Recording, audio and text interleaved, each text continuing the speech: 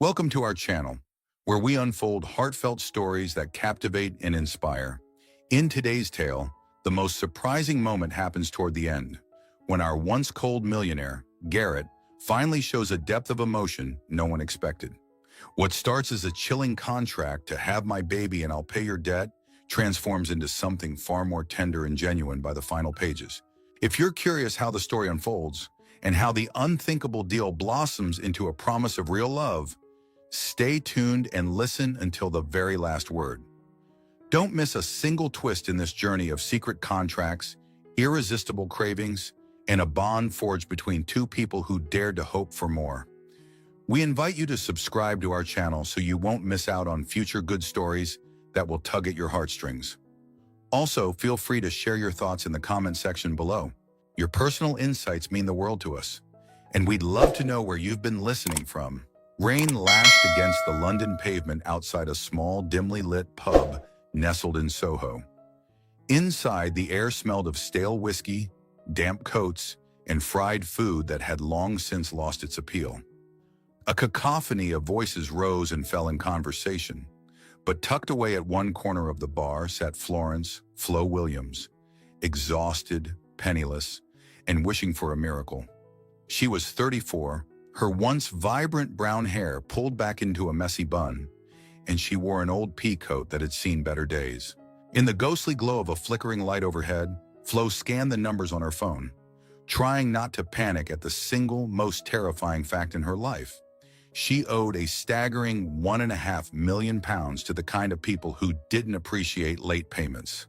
A half-empty glass of cheap scotch sat beside her, the ice slowly melting into translucent rings.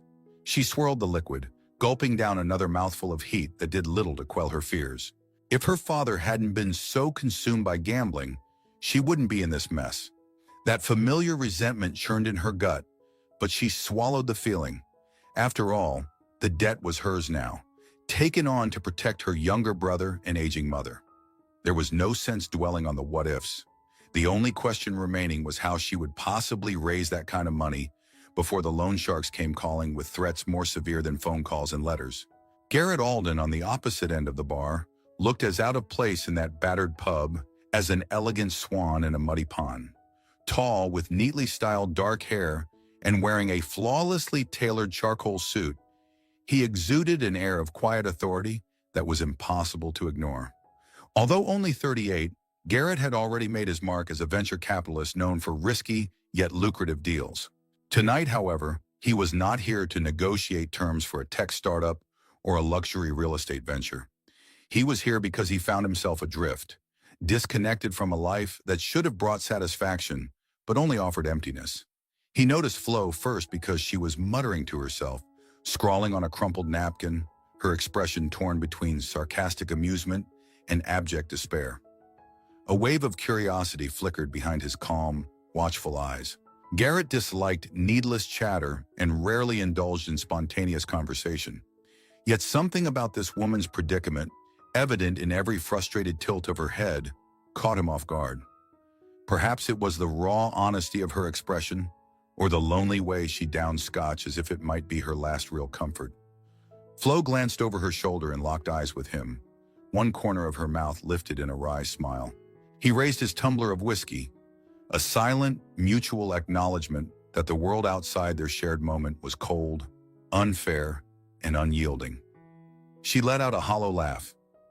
Maybe it was the liquid courage, or maybe it was desperation, but she found herself sliding onto the bar stool next to him. They exchanged stories, each reluctant at first. Hers, a father's addictive gamble that left her in a pit of debt. His, a failed marriage and lonely nights at a penthouse that felt like a museum. By the time last call rolled around, neither had moved. Their conversation had evolved from clipped sentences to surprisingly easy banter that neither expected. It was then, as the bartender wiped down the counters, that Garrett made his proposal with the same quiet confidence he used to secure all his deals. "I'll pay that debt. You'll have my child." Flo blinked, only half sure she was hearing him correctly.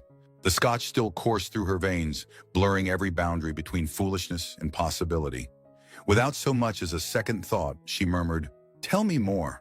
The clang of Big Ben echoed faintly in the distance, As Flo followed Garrett out of the pub and into the pouring rain, her hair stuck to her cheeks, and her old peacoat was thoroughly soaked before they even hailed a cab.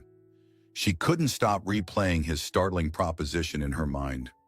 Would he really settle her loan shark nightmare if she bore him an heir? It sounded both absurd and frighteningly tempting.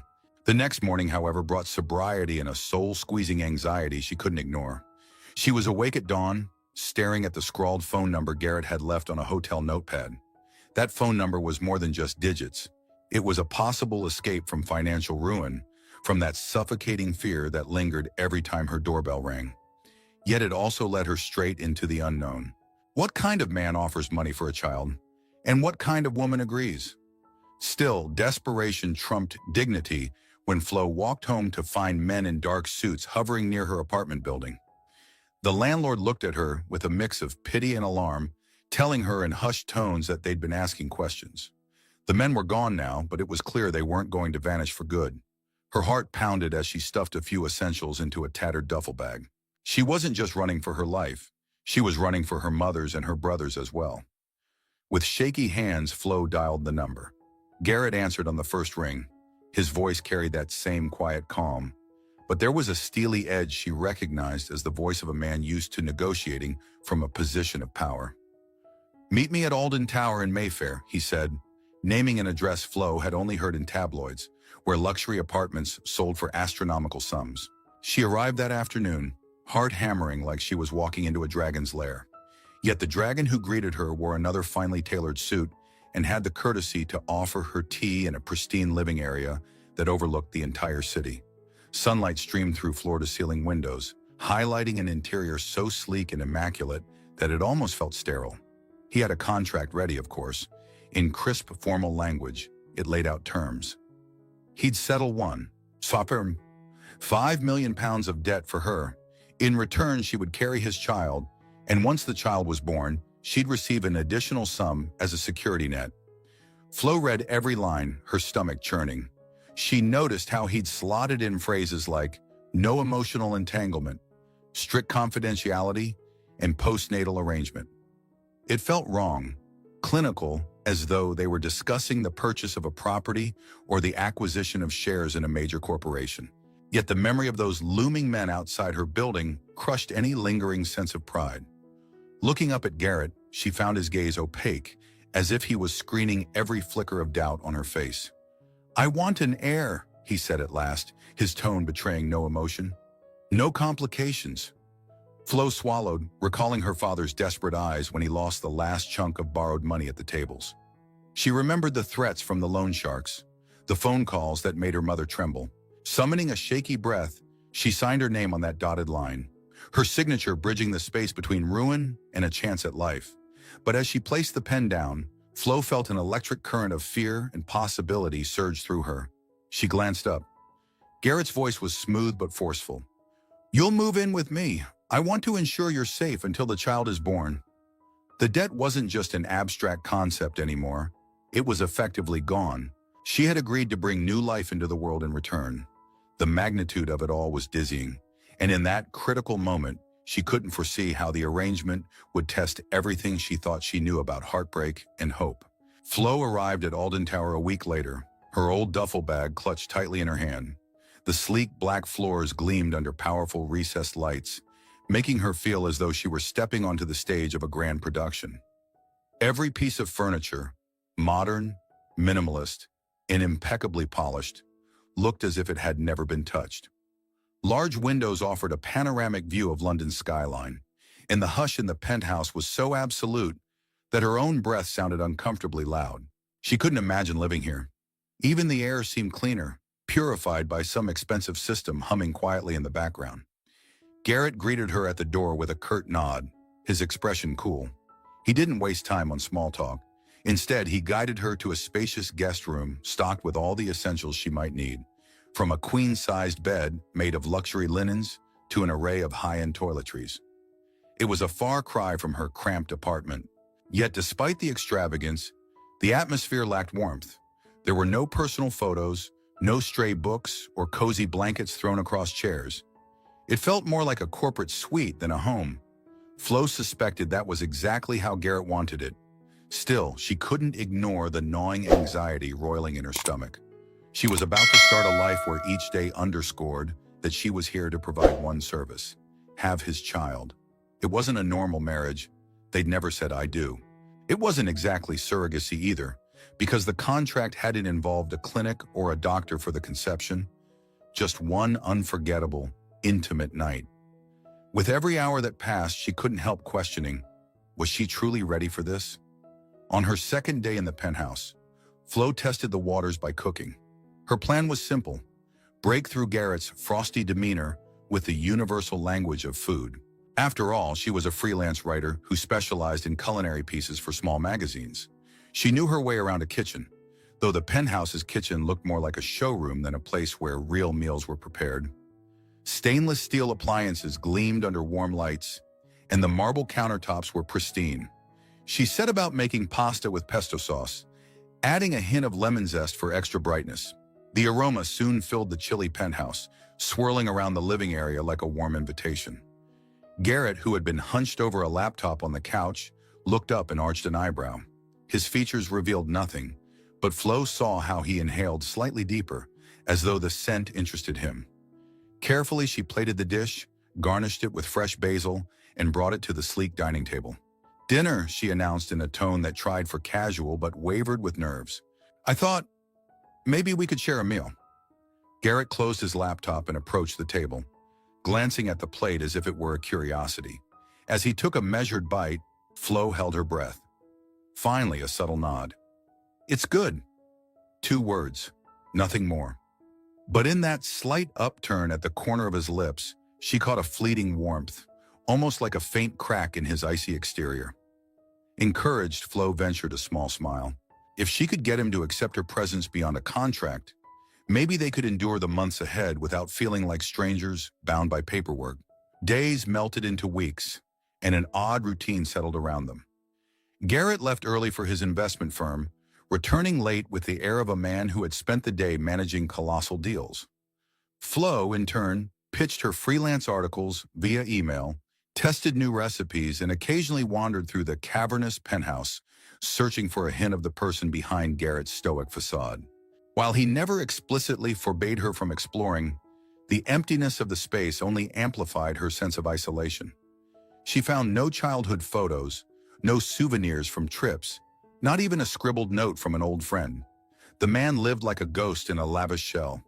Yet inch by inch, she pressed against the boundaries. She took over the kitchen, scrawling grocery lists on sticky notes that she tacked to the fridge. Sometimes she'd leave them undone on purpose, to see if Garrett might add something or comment. And once in a while, he did. She'd discover her note with an additional item jotted down in a precise, almost mechanical script. Oranges. Another time. Fresh thyme. Flo never pressed him on why he wanted these things, but she used them in her cooking the next day, silently hoping he'd feel a bit more at home. One evening, she was testing a creme brulee recipe. As the sugar caramelized with the torch's flame, Garrett slipped into the kitchen behind her. She spun around, nearly dropping the torch. "You startled me," she breathed. He glanced at the dessert, that familiar flicker of interest in his eyes. "I've never seen it made this way," he remarked, stepping closer. There was no condemnation in his voice, just mild curiosity. It felt in that moment that they were almost ordinary, a curious husband asking about his wife's cooking.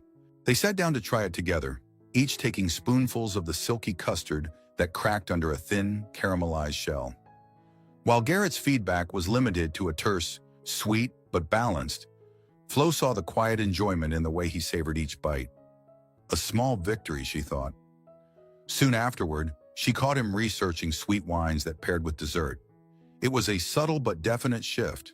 Still, not every day was coated in sugar.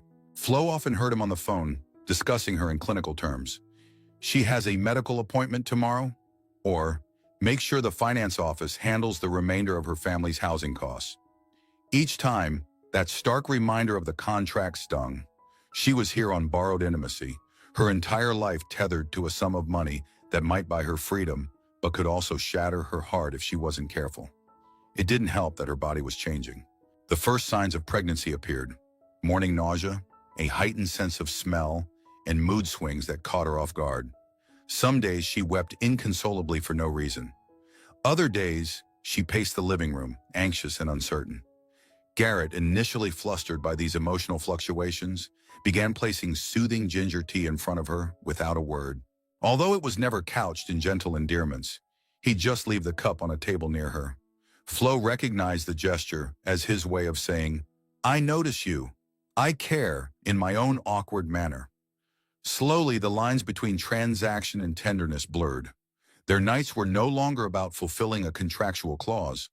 At times, they simply sat together on the couch, half watching the city lights, half lost in each other's presence. And it was in these hushed moments that a new fear took root in Flo's heart.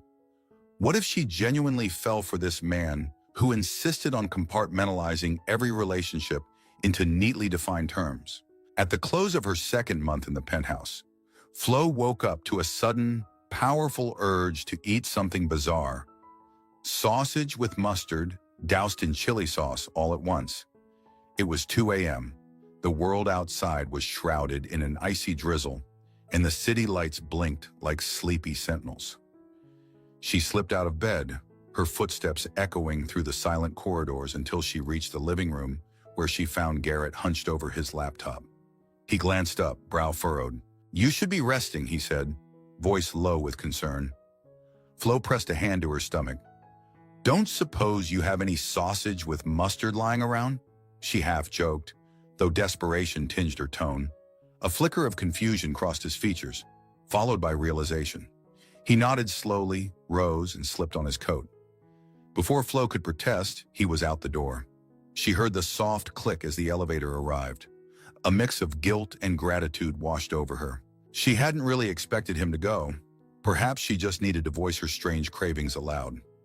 20 minutes later, Garrett returned, his carefully styled hair damp from the drizzle. He carried a small paper bag that smelled like sizzling meat. Setting it on the marble counter, he retrieved a sausage sandwich with mustard and even added a little container of chili sauce. Flo couldn't help but laugh, tears prickling at the corners of her eyes. "I was just joking," she mumbled, accepting the sandwich. He shrugged, a faint smile curving his lips. "Your cravings aren't a joke, apparently." That night, a deeper warmth settled between them. With each bite she took, Flo felt her walls cracking. This was more than a contract, and she began to suspect Garrett's were cracking too. The next morning, she found him hovering near her as she curled up on the couch, an unspoken question in his gaze. "Any new cravings?" he asked almost shyly. She couldn't remember the last time someone, besides her mother, worried about her so concretely. Still, the reality of their arrangement weighed heavily. By her third month, Flo confirmed the pregnancy with a doctor, and the proof was undeniable. She was carrying Garrett's child. Yet the more her body changed, her belly subtly rounding, her emotions fluctuating, the more she wondered what Garrett truly felt. Sometimes he was uncharacteristically attentive, placing warm blankets over her when she dozed off or leaving small gestures like fruit baskets on the kitchen island. Other times he remained distant, making cold-sounding calls about post-birth arrangements. All these uncertainties reached a breaking point one dark winter evening. Rain battered the glass, and Flo found herself restlessly pacing the penthouse. Suddenly, a phone call rattled her out of her thoughts. Her mother sobbing, breathless, announcing that Flo's father had passed away. The father who had gambled away their family's security was gone, leaving a legacy of debts and heartbreak. Flo's emotions collided in a flood of confusion, anger at his choices, grief at his death, and relief that his suffering was over. She sank onto the cold black floor, phone clutched to her ear, tears streaming. Garrett found her there, shaking with silent sobs. He hesitated. Comforting another person wasn't in his usual repertoire. But at the sight of Flo's anguished face, something tore inside him. He knelt down, careful, uncertain, and pulled her into an awkward embrace. She clung to him, feeling his heart pound against her cheek, unsteady yet real. "It's okay," he whispered, voice rough. They stayed like that, her tears staining his crisp shirt, his arms rigid at first but gradually loosening. In that fragile moment, each realized how deeply they had come to rely on the other's presence, no matter how unconventional the circumstances. In the aftermath of her father's funeral, Flo withdrew into herself. She occupied the days by typing up short articles on food trends or restaurant reviews, but her words felt hollow. Nights were worst. She'd lie in bed, staring at the ceiling, her thoughts a kaleidoscope of sadness, regret, and guilt over not being able to save her father from himself. Garrett noticed. He was no master of consolation, but he tried in his own way, bringing her mugs of chamomile tea, suggesting a short trip to the countryside to clear her head. When he carefully placed a blanket around her shoulders one evening, Flo reached up to catch his hand, offering a grateful squeeze. She was touched that he even attempted closeness.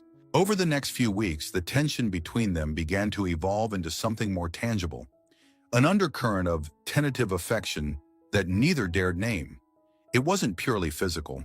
Yes, they had shared that one night early on when the contract was sealed, but their closeness now sprang from mutual vulnerability. Her father's passing, her swirling emotions, his aloofness cracking under the weight of a new shared life. She began to see flickers of warmth in his otherwise inscrutable gaze, and in turn, he witnessed her resilience, the way she channeled her sorrow into nurturing the child growing inside her. While the gloom of late winter settled over London, Flo's belly kept growing, an undeniable testament to their bond. She felt the first fluttering kicks around the 5th month, like gentle taps from the inside. Bursting with excitement, she called Garrett over, guiding his hand to her stomach. At first he held his breath, as though bracing for impact. But then he felt it, a tiny nudge beneath his palm. His eyes widened, and for a split second, Flo caught a rare smile that illuminated his entire face. He's, or she's, real, he whispered, voice shaky, as if the gravity of impending fatherhood was only now sinking in. Moments like these softened the edges of their deal, chipping away at the notion that everything between them was a preset transaction. Garrett found himself returning home earlier, never admitting it was to share dinner with Flo. He'd appear with groceries or a new type of cooking gadget she'd never seen before, setting them on the kitchen counter without explanation. She'd tease him for pretending he hated the smell of sizzling onions, when in fact he hovered in the kitchen like a curious child, inhaling every savory aroma. But as sweet as their daily routine grew, a quiet dread lurked in the corners. One evening, Flo overheard Garrett on a hushed phone call about finalizing certain post-delivery documents. The word contract leapt out at her, slicing through the air like a blade. She backed away before he could sense her presence, her heart pounding. She had almost forgotten that at the end of it all, he intended for her to walk away, paid, debt-free, and no longer entangled in his life. Her heart twisted with a pain she couldn't dismiss. Was all this closeness just a fleeting illusion? Was she merely the vessel to bring his heir into the world? That night, she laid in bed with silent tears cutting tracks down her cheeks, one hand on her belly. She tried not to picture the small being inside her, needing love and stability beyond a cold arrangement. Could she accept her own rising feelings, knowing they might be thoroughly one-sided? As the city lights blinked outside, she resolved to shield herself. If Garrett wanted to keep things strictly business in the end, she would protect her heart, or so she told herself, uncertain whether her resolve would crack like so many illusions before. The day of reckoning came when Flo was 7 months pregnant. She had begun noticing how quickly the baby kicked in response to loud noises or certain music, and she found a strange comfort in the child's energetic presence. Late one evening, while tidying up, she stumbled upon a file left open on Garrett's desk, likely by accident. Her eyes flicked over lines referencing her name, the child, and a clause specifying an additional payment upon completion of the contract. The heartbreak she'd been holding at bay slammed into her like a wave. So it was still just a business agreement. The swirl of domestic warmth they'd built, the nights cooking together, the gentle touches, the unstoppable flutters of the baby, didn't change the underlying fact that she'd been purchased. Tears blurred her vision, but she refused to let them fall. Rage bubbled up, and with trembling hands she marched straight to the living room, where Garrett was reviewing yet more documents. He looked up, surprised by the anguish on her face. "What happened?" he asked, setting his papers aside. Flo slammed the file onto the coffee table, her throat tightening so much it hurt to speak. "You act like you care," she hissed, voice quivering. "But you're still finalizing the details to kick me out once this baby is born." She pressed a protective hand to her rounded abdomen, tears threatening to spill. "Am I just a line item in your ledgers?" A startled flicker crossed Garrett's gaze.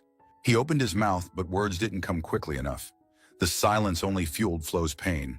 She turned to leave, fear and anger warping together in her chest. But in one swift move, Garrett grabbed her wrist. "Wait," he pleaded, voice low and strained. "That file, it was part of an older draft. I told my legal team to scrap it because—" He paused, exhaling a shaky breath. "Because things changed. I changed." Flo wrenched free, swirling to face him, tears still glistening. "Changed how? So now I'm your permanent charity case?" She spat, the months of pent-up uncertainty finally erupting. Garrett's expression contorted, and for once the polished, aloof veneer shattered. He looked raw, pained. He closed the gap between them with deliberate steps, his voice faltering. "You're not a case, and you're not a transaction. I was an idiot to draft that contract the way I did." He pressed a hand to his forehead, as though the weight of every regret pounded there. "I was afraid. I've spent so long controlling everything in my life, emotions included, that I didn't know how to handle what was growing between us." Her heart hammered. Was this confession real, or was it just another tactic? Sensing her doubt, Garrett gently rested his hand on her abdomen. The baby stirred, responding to his touch. That silent interplay hung in the air. When his gaze lifted to meet hers, it was heartbreakingly earnest. "I want you here, truly," he whispered. "Not because I bought your debt, not because of a contract, but because every time you laugh, I forget I ever felt alone. Because when I'm near you, I actually want to go home at night. And because this child is ours, not just mine." Flo's tears slipped freely now. She could see the sincerity brimming in his eyes. Slowly, she let out a quivering breath and placed her hand over his. "If you hurt me or this baby," she began, but he cut her off by pulling her into a shaky embrace. She felt the erratic thud of his heartbeat, and something inside her unclenched. Maybe trusting him again was risky, but so was giving up on the possibility of real love after all they'd endured. The final months of pregnancy were a whirlwind that culminated on a crisp autumn night when Flo woke to a sharp pain rippling across her belly. A contraction, then another, intensifying until she was gripping the bed frame with white-knuckled terror. Garrett, jolted from sleep, scrambled to gather the hospital bag. He'd insisted on having it packed weeks in advance before escorting her down to the waiting car. The city lights blurred as they raced through London streets, her labored breathing filling the tense silence. At the hospital, the hours passed in a haze of pain and panic. Flo felt a rush of both relief and fear when the doctor confirmed active labor. Between each contraction, she clutched Garrett's hand, sensing his anxiety radiating through his trembling grip. Yet he was steadfast, brushing the damp hair off her forehead, whispering words of encouragement that came out awkward but heartfelt. Several agonizing hours later, the shrill cry of new life rang through the room. A tiny baby girl, wrinkled and perfect. Tears slipped down Flo's cheeks, and she saw Garrett's composure crumble as he stared at their daughter in awestruck wonder. "Welcome to the world," Flo murmured, voice breaking. She pressed her lips to the baby's forehead. Garrett hovered, eyes glistening. When the nurse placed the infant, named Belle, into his arms, his breath caught as though the very act of holding her was miraculous. In that moment, Flo saw his love laid bare, free of any contract or negotiation. He cooed clumsily, his voice catching at the end. Flo's heart swelled. She might never erase the memory of that contract, but the future glimmered with a promise she was willing to nurture. Back at Alden Tower a week later, the penthouse was almost unrecognizable. A small crib now nestled in the master bedroom.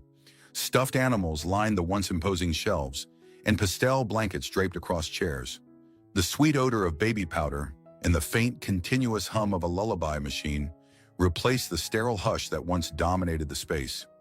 Belle's soft cries in the middle of the night woke them both, but Garrett never complained. He fumbled with bottles, changed diapers in the early hours, and was uncharacteristically eager to learn from Flo. be it the right temperature for formula or how to swaddle Belle snugly. One evening, Flo found him just standing by the crib, watching Belle sleep, a tender expression on his face that she'd never imagined. She stepped forward, slipping her arms around his waist. He turned, lips curving into the warmest smile she had seen yet. "Thank you," he whispered, brushing his hand over Belle's tiny fingers. "Not just for giving me a daughter, but for giving me something to come home to." The tears that surfaced in Flo's eyes this time were those of profound gratitude and unguarded love. Much later, as Belle drifted off in Flo's arms, Garrett retrieved a small velvet box from the pocket of his tailored slacks. Flo's eyes widened at the subtle glint of a simple yet elegant ring. Kneeling down, he took a shaky breath. "I don't have the perfect word," he admitted, voice taut with emotion. "I only know that I can't imagine my life without you anymore, or without Belle. Please stay, not as part of a contract, but as my partner, my wife, and Belle's mother." Tears welled in Flo's eyes. She bowed her head, overcome with an acceptance she'd been yearning to give. "Yes," she whispered, and he slid the ring onto her finger, an unspoken vow to replace every cold contract with genuine devotion. Life didn't magically become flawless after that. They had arguments over late-night cries, worry about whether Belle was eating enough, and differences in how to manage finances or combine careers with parenthood. But each challenge proved they were better together, trusting, learning, and loving in ways they once thought impossible. Over time, the penthouse continued to evolve into a true home, not just for Belle, but for them both. And so it stood, a story that began with a desperate bargain but ended in shared laughter, tearful honesty, and a newborn's soft coos echoing in what once was a silent tower. For Flo, every day was a testament that sometimes what starts as a reckless deal can blossom into a haven of second chances. For Garrett, it was a proof that no amount of wealth could replicate the tenderness of a love freely given. Their union, once confined to bullet points and signatures, now held the promise of family, warmth, and a future none of them would trade for all the millions in the world. Now that you've joined us, allow yourself to be swept into every emotional peak of this unforgettable story. Witness how a strict, no-nonsense businessman finds his carefully built defenses melting under the warmth of unexpected companionship, and how one courageous woman faces down the darkest part of her life while carrying new hope inside her.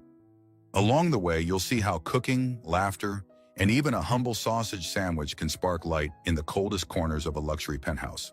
Remember, if you enjoy this narrative of desperation turning into devotion, make sure to subscribe and ring the notification bell to stay updated with more heartfelt stories. We welcome your comments, whether you're sharing a favorite moment, a lesson learned, or simply the joy of storytelling. Together, let's celebrate the power of second chances and the bonds that can form against all odds. Welcome, everyone, to our channel. We're excited to share with you the gripping story of how a millionaire once cruelly kicked his pregnant wife out, only for her to return decades later in a twist that stunned him beyond belief. If you've heard bits and pieces, trust me, you'll want to hear the whole saga to understand how a single reckless decision can spark a lifetime of regret and, ultimately, a confrontation no one saw coming. Before we delve deeper, make sure you hit that subscribe button and turn on notifications so you won't miss out on more incredible stories.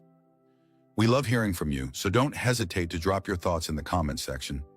Do you think our protagonist made the right choices, or did fate push her too far? Let us know where you're listening from too. Now keep watching to discover how this tale reaches an ending that no one will soon forget. Donovan Hawthorne was the kind of man who seemed to have stepped directly out of a business magazine. Tall, sophisticated, and with an air of unshakable confidence. His dark hair was streaked with subtle hints of gray, evidence of years spent amassing wealth in the ruthless world of New York City real estate. On a crisp evening in Manhattan, Donovan relaxed in the living room of his penthouse overlooking the shimmering lights of Central Park. The polished marble floors reflected the glow from the grand chandelier, creating an atmosphere of refined opulence. He nursed a glass of top-shelf whiskey, swirling it idly, allowing the amber liquid to catch the light. In that moment, everything appeared perfect, at least on the surface. He was a self-made millionaire, had the ear of countless influential figures, and was one of the city's most respected real estate moguls. Yet not everything in Donovan's world was as impeccable as it appeared. Sitting across from him near the fireplace, feeling very much like an outsider in her own home, was his wife, Aurora Hawthorne. She nervously rubbed the hem of her midnight blue dress, summoning the courage to speak words she had rehearsed in her head all week. Their marriage had started with such promise, filled with love, adventure, and the excitement of building a future together. But as Donovan's business empire expanded, something shifted in him. He became distant, brimming with an arrogance that left little room for tenderness. Aurora sensed he had begun to see love as an inconvenience, something that might stand in the way of his ambitions. The small tokens of affection he once showered on her vanished, replaced by transactions and tasks. Love no longer seemed like a priority, and Aurora often felt more like an adornment than a partner. On that chilly evening, Aurora could not keep her secret any longer. She stepped forward, her voice trembling, and told Donovan the news. She was pregnant. She had expected at least a glimmer of happiness in his eyes, maybe a moment of warmth that would spark the tender man she once knew. But Donovan remained cold. He set his whiskey glass down deliberately, scarcely hiding a condescending smirk. His reaction was not curiosity or excitement. Instead, he questioned Aurora's motives. In a voice eerily calm, he implied that this pregnancy was some scheme orchestrated to trap him. Accusations flew, hitting Aurora like a series of blows. Shocked, she tried to explain that this was their child, that she loved him genuinely and wanted nothing more than to share life's greatest joys with him. Donovan, however, was unyielding. He mentioned his mother's early warnings, that Aurora was from the wrong crowd, that she wanted his money, and that she did not understand the weight of their social obligations. As Aurora stood there, tears welling in her eyes, Donovan wrote a check and offered it to her with a dismissive flick of his wrist. The gesture stung more than any insult he could have spoken. Though he claimed it was for her well-being, his intention was clear. He wanted her gone, out of his life and out of his carefully curated penthouse. Aurora tore the check in half, her heart pounding, and declared she would leave, but not because she could be bought. Gathering a small bag of her belongings, she left that very night, her body chilled by the biting wind of the city. She felt an emptiness settle inside her, a confusion about how someone who had once claimed to love her could discard her so easily. Yet even as despair threatened to consume her, a fierce protectiveness for the tiny life growing inside her lit a spark of determination she had never known before. Aurora's feet carried her aimlessly through the bustling streets of Manhattan that night. The glow of billboards and the cacophony of horns felt like an assault on her senses, each reminder that she no longer belonged here, in Donovan's world of extravagance and power. At first, she thought she might call an acquaintance or a distant relative, but her pride flared. What would she say? That Donovan Hawthorne, the famed millionaire, had tossed her out without a cent to her name. Her hands were shaky and cold, but she found the resolve to keep going. She wandered into Grand Central Terminal, her heart beating like a drum, seeking temporary refuge on a public bench. Clutching her coat around her, she felt the slight swell of her belly and whispered to her unborn child that she would protect it, no matter how dark the future seemed. As the hours passed, the dazzling lights of New York City began to blur into the darkness. Aurora soon realized that staying in this city would be impossible. She had no resources, no family ties here, and every corner seemed haunted by Donovan's presence. A recollection sparked in her mind: Selena Montgomery, a friend from college who had since moved to Chicago. Though their contact had been minimal in recent years, Aurora recalled Selena's kind heart and her vow that no friend should ever be left without help. With that sliver of hope, Aurora gathered her courage and headed to the Port Authority bus terminal the next morning. She approached the ticket window, voice wavering, only to learn she needed more than $100 to board a bus to Chicago. Having been cast out without financial support, Aurora found herself in the humiliating position of begging strangers for assistance. Her initial efforts were met with polite refusals or hurried excuses. She felt eyes slide away from her as if her desperation made her invisible. Just as her spirit threatened to shatter, a lanky, kind-faced man tapped her on the shoulder. He quietly handed her the exact amount she needed, explaining that he had once been in a similarly desperate situation. He offered no sermon, only a faint smile and a parting wish that she pay it forward someday. With gratitude burning in her chest, Aurora boarded a bus bound for Chicago. Every mile that placed Manhattan behind her felt like a step toward salvation, or at least the unknown, which was preferable to living a half-life of scorn and insult under Donovan's watchful eye. Upon reaching Chicago, Aurora's heart pounded with renewed anxiety. She had only Selena's address from an old letter and didn't know if her friend still lived there. She arrived by cab at a modest apartment building in Lincoln Park, each step to the door echoing 100 fears in her mind.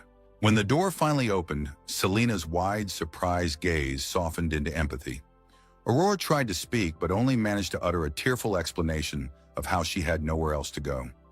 Selena, without hesitation, took Aurora in, gave her a place to rest, and offered her comfort that she had not felt since those first years of her marriage. That evening, in the warm glow of Selena's living room, Aurora allowed her tears to flow freely. She recounted Donovan's betrayal in shaky detail. Selena listened with mounting anger and heartbreak. Yet when Aurora finally went quiet, Selena assured her that this was not the end. She would help Aurora find her footing in Chicago, and most importantly, help her protect the child she carried.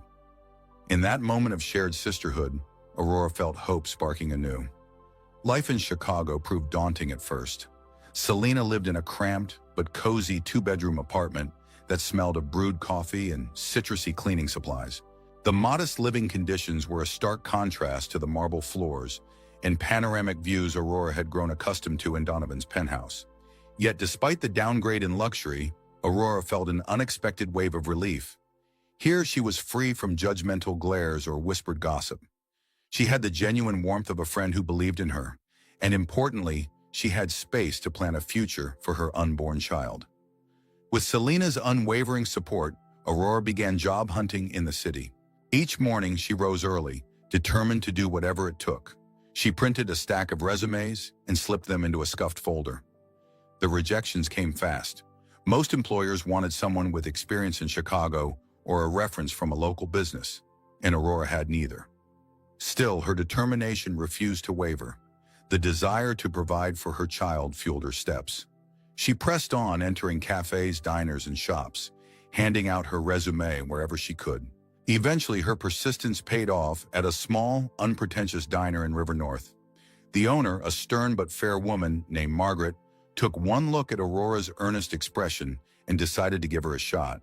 The job was demanding, cleaning tables, taking orders, and replenishing coffee at a relentless pace. By the end of each shift, Aurora's feet ached and her back throbbed. But this honest work gave her something Donovan's penthouse never had, a sense of self-worth. Instead of relying on her husband's checkbook, she now relied on her own determination. Over time, Aurora and Selena began exploring Chicago's community resources. Selena, who worked as an elementary school teacher, introduced Aurora to various programs designed to help single mothers. After hours spent filling out forms and meeting with counselors, Aurora enrolled in an evening certification course for medical office administration. She took her classes in the evenings after finishing her diner shifts, fueled by pure resolve and a desire to carve out a stable future. It was a grueling schedule, but every sacrifice felt like an investment in the child she would soon cradle in her arms. Months passed in a blur of long days and late nights. Aurora's belly grew along with her sense of purpose. She saved every extra penny, sometimes skipping meals just to stretch her funds. Margaret noticed Aurora's unwavering work ethic and extended small acts of kindness. A free meal here, a flexible shift there. Selena was Aurora's anchor, babysitting textbooks so Aurora could study, or massaging Aurora's tired feet after a day that started at 5 in the morning and ended close to midnight. When the seasons shifted from a brutal Chicago winter to a milder spring, Aurora finally completed her certification. She applied for entry-level positions at medical clinics across the city. Eventually, she landed an offer at a pediatric practice near Lincoln Park, a modest but bustling office. As she left her last shift at the diner, Margaret wished her luck, reminding Aurora of how far she had come since those desperate first days. With tears in her eyes, Aurora thanked her for the chance that had started it all. She was no longer the frightened woman who had arrived in Chicago with nothing. She was now an expectant mother, ready to greet her future on her own terms. The day Aurora's son was born at Northwestern Memorial Hospital felt like a defining moment. not just in her life, but in a saga that had begun the night Donovan kicked her out of his penthouse. Aurora named her child Adrian. From the instant she cradled him in her arms, tiny fingers clinging to hers, she experienced a love so profound that it eclipsed all her past fears. He had wisps of dark hair and eyes that took on a curious brightness. In that hospital bed, with Selena by her side, Aurora promised her newborn that she would always protect him and never allow the cruelty of another person's choices to overshadow his potential. The early years of single motherhood tested Aurora's limits. She juggled her new position at the pediatric clinic and the demanding responsibilities that came with caring for a newborn. She would wake up at dawn to feed Adrian, dress him, and prepare for work. Selena, true to her word, helped whenever she could, but Aurora made every effort not to overburden her friend. After all, Selena was doing so much already, housing Aurora for a reduced rent and providing emotional support that was priceless. Each day, Aurora marveled at Adrian's growth, from his first smiles to his first wobbly steps. The exhaustion of double shifts and sleepless nights melted away whenever Adrian recognized her face and stretched out his tiny arms for comfort. Money remained tight, so Aurora learned to budget meticulously. She scoured thrift stores for baby clothes and bought discounted groceries from local markets. Every saved dollar went into a small fund for Adrian's future. The more she strived for stability, the more she realized she needed a permanent home for herself and her son. 6 months after Adrian's birth, Aurora found a modest apartment not far from Selena's. It had peeling wallpaper and creaky floorboards, but it was clean, safe, and hers. The sense of independence was a revelation. She was building a life purely out of her own grit and a network of goodwill. Meanwhile, halfway across the country in New York City, Donovan Hawthorne's life continued unimpeded by the child he had forsaken. His real estate empire grew, and though he went through a couple of short-lived relationships, none stuck around long enough to break the ice around his heart. In tabloids, he was often photographed at lavish galas or charity functions, always in a designer suit, always with a practiced smile. Rumors abounded about his cutthroat business practices, but they never seemed to damage his reputation among the wealthy circles he frequented. Through it all, Aurora was not even a memory, at least not one that Donovan cared to resurrect. Yet Aurora refused to let bitterness dominate her life. At night, when she tucked Adrian into bed, she would sometimes think of Donovan. She questioned how a man could sever himself so completely from the life of his own son. But with each question came a resolve not to dwell on the past. Anger would not feed or clothe Adrian. Love would. And that is what Aurora aimed to provide. Unwavering, abundant love. She taught Adrian kindness, resilience, and the importance of working for what you believe in. When he was old enough to ask about his father, Aurora answered with calm honesty. He was a man who chose a different path, a path that did not include them. Years passed in a steady rhythm. Aurora, now an experienced medical office administrator, moved to a better apartment in a friendlier neighborhood, one with a small communal garden where Adrian could play. The pediatric clinic where she worked treated her like family, and she soon gained a reputation for being both empathetic and efficient. Through all the milestones, Adrian's first words, his early fascination with books, and his school achievements, Aurora never once regretted leaving Donovan's shadowy world behind. Occasionally, the memory of that painful night resurfaced, but it served only as a reminder of how far she and Adrian had come. Adrian grew into a bright, considerate child, inquisitive about everything from dinosaurs to the night sky. He had Aurora's warm smile but carried Donovan's striking green eyes, a trait that sometimes made Aurora's heart clench, recalling the man whose DNA Adrian carried, but whose presence was entirely absent. Still, she never let those pangs of memory taint Adrian's happiness. She encouraged his curiosity, saving any spare money for small trips to museums or science fairs, nurturing his budding interests. Under Aurora's watchful guidance, Adrian blossomed. He found joy in reading, built small robots from do-it-yourself kits, and dreamed of attending a prestigious university one day. When Adrian reached his teenage years, he began asking cautious but thoughtful questions about his father. Aurora, true to the promise she had made to herself, refrained from painting Donovan as a villain, even if that was exactly how she had experienced him. He wasn't ready to be a father, she would say softly, And sometimes people make choices they can't take back. Adrian, perhaps sensing her guarded tone, rarely pushed further. He respected that there was pain surrounding the topic, but the curiosity never fully disappeared from his mind. Meanwhile, Donovan Hawthorne's success story became a sort of legend in business media. Articles praised his uncanny knack for anticipating market trends, for buying and selling properties at precisely the right times, and for expanding his portfolio into international ventures. Pictures of him would occasionally flash across news segments Aurora caught on TV, always well-dressed, always confident. If Donovan had any hidden regrets about the son he left behind, it rarely showed in public. Yet behind his carefully curated image, Donovan went through a series of failed marriages and had a strained relationship with the children from those relationships. Private rumors spoke of his temper, of board meetings where he cut down anyone who contradicted him, of lonely nights in a vast penthouse full of expensive art, and no genuine companionship. Adrian turned 18 amid this contrast of two different worlds. Encouraged by his teachers and brimming with ambition, he applied to several top universities around the country. To Aurora's immense pride and relief, he was accepted into a prestigious program at a Manhattan-based institution, Columbia University. The idea of leaving Chicago, the only home Adrian had truly known, was daunting. For Aurora, it meant being separated from her son for the first time. But deep down, she acknowledged that Adrian's dreams were bigger than Chicago, and if going to New York opened doors for him, she wouldn't stand in his way. Adrian, for his part, was excited, but carried an undercurrent of unresolved longing. He knew his father was in New York. Though he promised Aurora he wouldn't chase after Donovan, he couldn't deny the stirrings of curiosity that came with returning to the city of his birth. When Adrian arrived in New York to begin his studies, he was both exhilarated and overwhelmed. Columbia University's campus was vibrant with students hurrying between lectures, exchanging ideas that spanned science, literature, politics, and art. Adrian threw himself into academics, rooming with two other freshmen who quickly became friends. They roamed the city on weekends, wide-eyed at the museums and the bright lights of Times Square. Yet beneath Adrian's sense of wonder lay a quiet tension. He knew Donovan Hawthorne lived somewhere in this city, his name emblazoned on skyscrapers and in the business pages.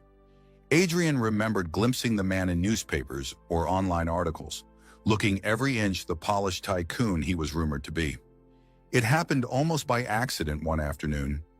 Adrian spotted a towering glass structure marked Hawthorne Real Estate Holdings during a walk through the financial district. The name was impossible to miss, shining in sleek metal letters that mirrored the sun. Adrian found himself staring at that nameplate far longer than he intended. This, after all, was the empire built by the father who had walked away. Torn between anger and curiosity, Adrian felt an almost magnetic pull. He needed to understand how someone could dismiss their own child, yet flourish in the public eye.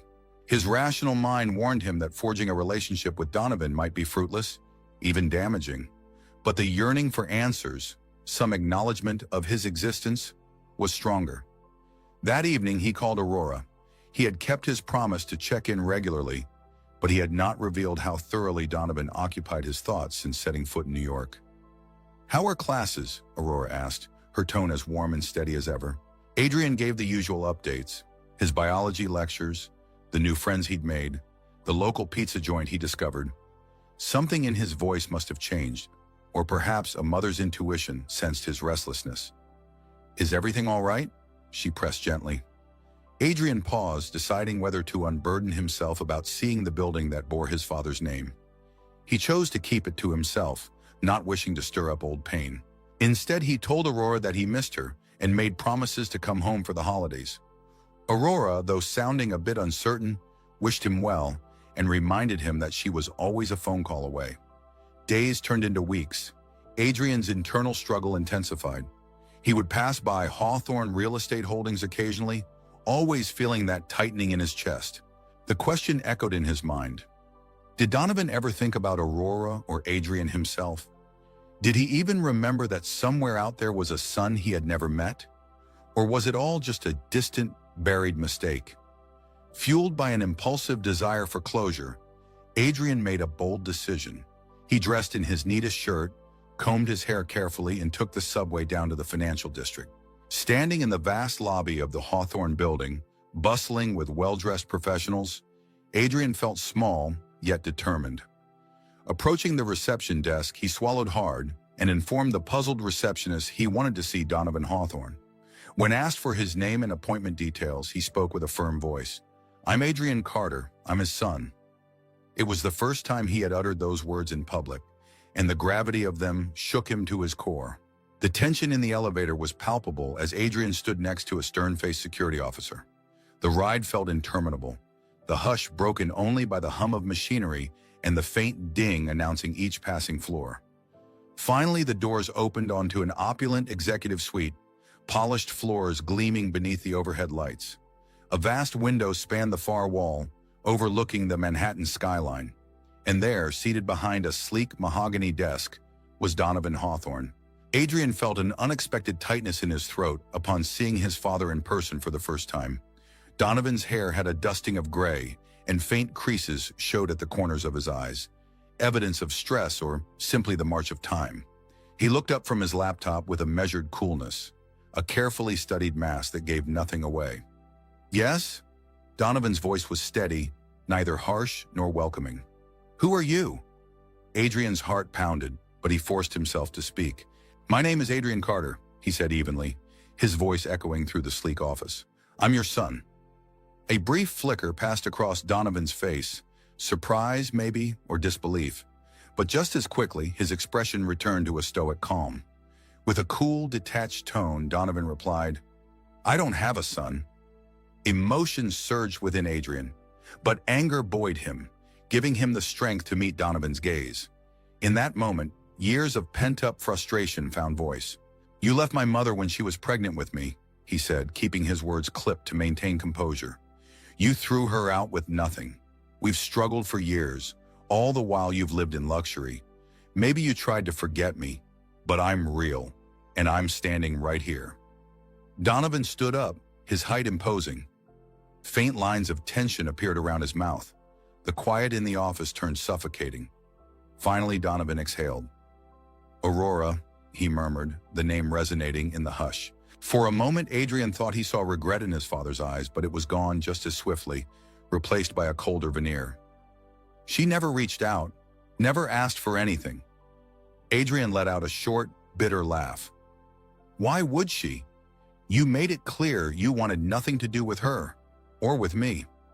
Donovan's gaze swept over Adrian, assessing and critical, as if trying to read the truth in the young man's eyes. "And what is it you want now?" Donovan asked, his voice as stiff as starched linen. "Money, recognition?" Adrian shook his head, hands clenched at his sides. "I didn't come here for your checkbook. I just wanted to see who you are, who you really are, because all I know of you is a man who chose wealth and power over his own family." For a moment, the two stood there, father and son, separated by more than just the expanse of a sleek desk. The tension was thick enough to stifle breath. Then Donovan broke eye contact, turning toward the panoramic view outside. His reflection ghosted on the glass, like a distant apparition. "I was young," he muttered, his words muted. "I thought I was doing what was best. For me. And I won't pretend I've lost sleep over it." The hollow ring of those words struck Adrian like a blow. It was as though Donovan was admitting the cruelty outright, offering no apology, no explanation. Adrian's chest felt tight, torn between sorrow and outrage. This was the father he had come so far to find, a man who cared more about forging a real estate empire than acknowledging his own blood. Finally, Adrian spun on his heel, heading for the door. He paused at the threshold, speaking quietly without looking back. "I don't need anything from you, and after meeting you, I see I never did." Adrian left Hawthorne Real Estate Holdings with a storm swirling in his mind. He wandered the streets of Manhattan for hours, missing classes and ignoring the incessant ringing of his phone. The confrontation had answered one question. Donovan Hawthorne was precisely the man Aurora had described: cold, calculating, incapable of genuine remorse. Yet another question itched at Adrian. Why did he still feel so unsettled, so hollow? He had seen the man who had shaped his life through absence, And instead of a dramatic confession or heartfelt reconciliation, he had found a person who scarcely blinked at the mention of fatherhood. When Adrian finally mustered the will to glance at his phone, he found multiple missed calls and texts from Aurora. Though he had told her he might run into Donovan one day, she must have sensed his emotional turmoil from the silence. Gathering himself, Adrian called home. The moment Aurora answered, he could hear the concern in her voice. "Adrian, is everything okay?" He almost broke down right then. Yet he contained the tears that threatened to overwhelm him. In a shaky voice, Adrian recounted everything. The stony reception, the complete lack of regret, the feeling of emptiness that had followed him out of Donovan's office. There was a long pause as Aurora absorbed his words. Then, her voice carried a gentle compassion that only a mother could provide.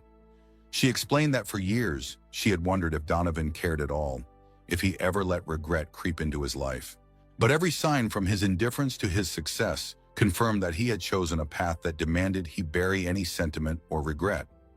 She reminded Adrian that this indifference had no bearing on his worth. From the day he was born, she had treasured him with a love so fierce that it overshadowed any absence. She begged him not to let Donovan's coldness define his identity or path in life. "Closure doesn't come from a man like Donovan," she told him softly. "It comes from within yourself, from realizing you never needed him to be a good person." In that moment, Adrian felt a weight begin to lift from his shoulders, though not entirely. He said goodbye, promising his mother he'd be fine, and ended the call with a renewed sense of where he stood. Over the next few months, he threw himself into studies, forging new friendships and diving deep into clubs that ignited his passion for technology and finance. He excelled academically, gaining the respect of his professors and peers. And though the meeting with Donovan still left a lingering bruise on his heart, Adrian carried on, finding solace in the knowledge that he had never been alone in his struggle. Aurora had always been there, as had Selena, and even Margaret, the diner owner from his mother's past. Strangely enough, fate had further twists in store. Late one night, after a study session for a finance midterm, Adrian received a private message on his phone from an unknown number. The terse text read, "I need to see you. Urgent. Donovan." Adrian's breath caught. He stared at those words, half expecting them to vanish. Why on earth would Donovan want to see him again, and why label it urgent? Confusion warred with curiosity, but a part of him was repelled by the idea of stepping foot in that glass tower once more. Yet a peculiar tug of conscience made him reply. If there was the slightest chance Donovan might be reaching out to correct the wrongs of the past, or if there was some dire circumstance, Adrian wasn't the type to ignore it. He remembered Aurora's steadfast kindness, how she had never allowed bitterness to crush her compassion. Maybe, just maybe, he could be better than the resentment that gnawed at him. After all, meeting Donovan once had been like walking into a sealed vault of old wounds. Could a second meeting reveal something different? With a sense of apprehension, Adrian typed back, "Tell me where and when."